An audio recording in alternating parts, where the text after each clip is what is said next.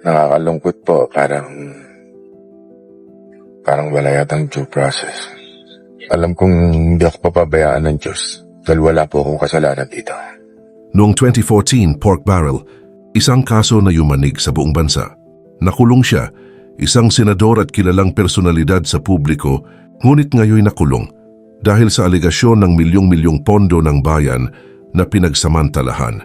Hindi ito simpleng alegasyon, ito ay plunder, isa sa pinakamabibigat na kasong kriminal laban sa isang opisyal ng gobyerno. Noong June 2014, kusang sumuko si Bong Revilla Jr. at ikinulong sa PNP Custodial Center sa Camp Crame. 4 na taon siyang nakapiit at bawat araw ay puno ng tensyon, galit at pangungulila sa pamilya. Para sa publiko, iyon na sana ang wakas ng kanyang karera sa politika. Noong December 7, 2018, naglabas ng desisyon ang Sandigan Bayan. Napawalang sala si Revilla sa kasong plunder, hindi dahil malinaw na inosente, kundi dahil kulang ang ebidensya. Hanggang dito, legal na nakabalik siya sa politika. Noong 2019, tumakbo siyang muli sa pagkasenador at nanalo. Sa kabila ng kontrobersya, sa kabila ng pagkakakulong, maraming botante ang muling nagtiwala. Celebrity status, political machinery ng pamilya, alyansa sa pamilya Remulla, at mga viral na kampanya, lahat ng ito ay nagpatibay sa kanyang pagbabalik. Para sa ilan ito ay himala, para sa iba kawalang katarungan. Ngunit may nananatiling nakabitin, ang utos ng korte na ibalik niya ang 124.5 milyon sa kaban ng bayan bilang civil liability hanggang sa 2026. Ayon sa ulat, hindi pa ito na ibabalik. Pero bago po ang lahat, baka pwedeng palike muna ang video na ito. Isang simpleng click lang, pero malaking tulong yan sa aming mga content creators para makagawa pa ng mga kwentong gaya nito.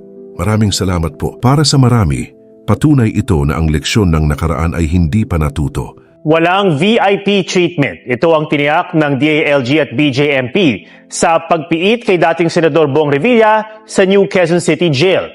Ngayon 2026, ang parehong pangalan, ang parehong kwento ay muling bumabalik sa headline. Hindi na pork barrel ang issue, ngunit isang 92.8 milyong ghost flood control project sa Pandi, Bulacan.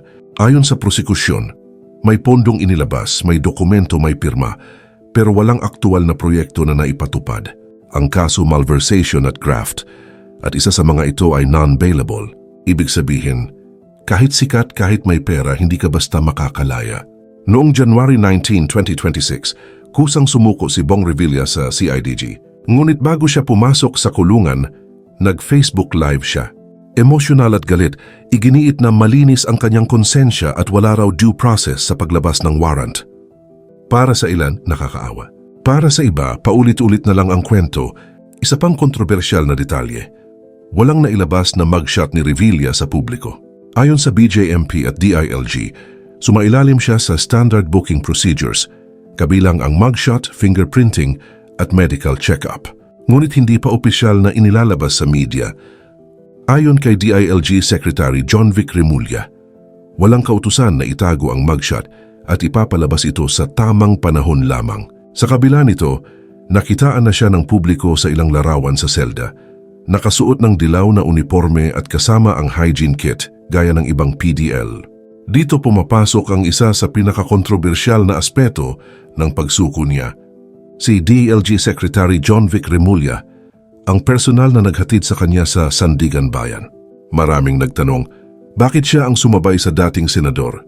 Ayon kay Remulla, ito ay huling serbisyo bilang kaibigan bago niya gampanan ang tungkulin bilang pinuno ng DILG. Sabi ko, pare, mauna na ako. Ayun na.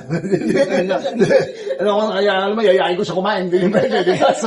Hindi ko hindi tago sa inyo, 1995, magkaibigan. Hindi, dati pa doon. Teka, 83 pa lang, magkaibigan na kami yan. Sumayaw ko sa debut ng ate niya eh. Doon kami nagkakilala. I was 16, he was 17. Ang pagkakaibigan nila ay matagal nang nagsimula, mula pa noong dekada 1980s sa Cavite. Nagkakilala sila bilang kabataan sa lalawigan, lumalim ang ugnayan dahil sa pamilya at politika. Ang pamilya Revilla at Remulla ay dalawang pinakamalakas na puwersa sa Cavite. Sa mga elections noon, madalas silang magkaalyado at ang anak ni Bong, si Jolo Revilla, ay naging vice governor sa ilalim ng pamumuno ni John Vic. Ipinapakita nito na ang kanilang relasyon ay hindi lang personal kundi malalim ang politikal na koneksyon. Ngunit sa kabila ng pagkakaibigan, iginiit ni Remulla na walang special treatment para kay Bong Revilla sa loob ng bilangguan. Kaya't kahit siya mismo ang sumabay sa dating senador, tiniyak niya na dadaan si Revilla sa tamang proseso susunod sa batas at walang pribilehiyo sa loob ng selda. Para kay Remulla ito ang duty calls. Pagkakaibigan man, tungkulin pa rin ang una. Noong January 20, 2026, dinala si Revilla sa New Quezon City Jail sa Payatas. Suot ang standard na dilaw na uniforme. Walang gadgets, walang sariling damit at limitado ang galaw. Pansamantala siyang isinailalim sa 7-day quarantine, bahagi ng health protocol. Matapos nito ilalagay siya sa isang 47 na square meter na selda, idinisenyo para sa 10 katao, kasama ang iba pang kapwa akusado. Walang aircon, ceiling fan lamang, bunk beds at karaniwang banyo. Ang daily food allowance, 100. Maraming ordinaryong bilanggo ang siksikan sa mga selda, lampas sa 300% congestion rate. Para sa ilan, ang selda ni Revilla ay VIP treatment. Para sa opisyal, ito ay pantay na batas. Habang siya ay nasa loob, ramdam niya ang pag-aalala sa pamilya. Asawa niyang si Lani Mercado Revilla at 6 nilang anak ay nasa labas, nakatanaw sa kanilang ama, puno ng takot at lungkot, si Jolo Revilla. Kasalukuyang kongresista inamin sa media, Siyempre, nalulungkot kami. Pero, nire-respeto namin yung mga institusyon. Si Bong mismo, sa kanyang huling Facebook Live bago sumuko, humingi ng panalangin para sa kanyang pamilya at sinabi na ipinaubaya na niya ang lahat sa Diyos. Hindi ko po may paliwanag kung anong nararamdaman ko sa totoo lang.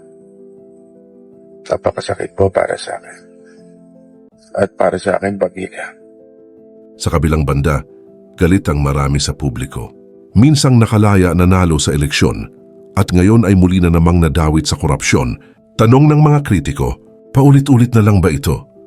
May pattern ba ng paggamit ng peking proyekto para makakuha ng pondo?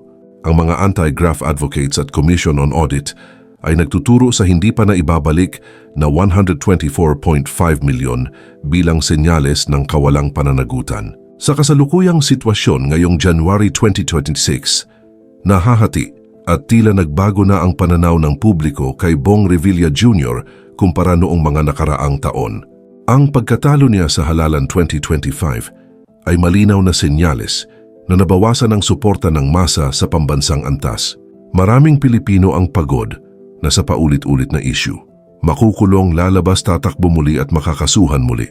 Ang bagong kaso ng 92.8 milyong Ghost Flood Control Project sa Bulacan ay lalo pang nagpabigat sa kritisismo. Dagdag pa rito madalas siyang ma-call out dahil sa hindi pa rin na ibabalik na 124.5 milyon na nagiging simbolo ng kawalan ng pagsisisi. Sa kabila nito, nananatiling matatag ang kanyang suporta sa Cavite, kung saan maraming botante ang naniniwala sa legacy ng pamilya Revilla at sa mga naipatupad nilang proyekto sa loob ng dekada. Noong sumuko siya noong January 19, 2026, marami ang nakisimpatya sa kanyang pamilya, ngunit mas marami ang nanawagan ng hustisya at patas na pagpapatupad ng batas. Sa madaling sabi, hindi lahat gusto siya ng tao sa ginawa niya. Lalo na sa pambansang antas, marami ang kritikal at maraming Pilipino ang nagbabantay kung paano haharapin ng korte ang kanyang kaso. Sa loob ng selda, tinuturing ni Revilla ang bawat araw bilang hamon. Kailangan niyang sumunod sa head count tuwing umaga at gabi. Limitado ang oras ng exercise at walang gadgets para sa komunikasyon. Walang pribadong oras at limitado ang bisita sa itinakdang oras. Ang tanong ng marami, makakalaya ba siya muli? Bagamat nakapagpiyansa siya ng 90,000 para sa kasong graft, ang malversation case ay non-bailable. Ang arraignment ay nakatakda ngayong January 2026. Maaring maghain ng petition for bail ang kanyang kampo, pero kailangan patunayan na mahina ang ebidensya. Kung hindi mapapayagan, mananatili siyang nakakulong hanggang sa matapos ang paglilitis. Katulad ng dati, maaring tumagal ng ilang taon bago may pinal na desisyon. Ang kwento ni Bong Revilla Jr. mula Pork Barrel, muling pagbabalik sa politika. Hanggang sa Ghost Flood Control Project ay patuloy na kontrobersyal, puno ng emosyon, politika, batas at pananaw ng publiko. Ito ay kwento ng kapangyarihan, pagkakaibigan pamilyang pinaglaban, at bansang naghihintay ng hustisya. Sa huli, ang tanong ay nananatili. Paulit-ulit ba ang kasaysayan o may pagkakataon pa si Bong Revilla Jr. na patunayan ang sarili niya sa mata ng batas at ng publiko na inosente siya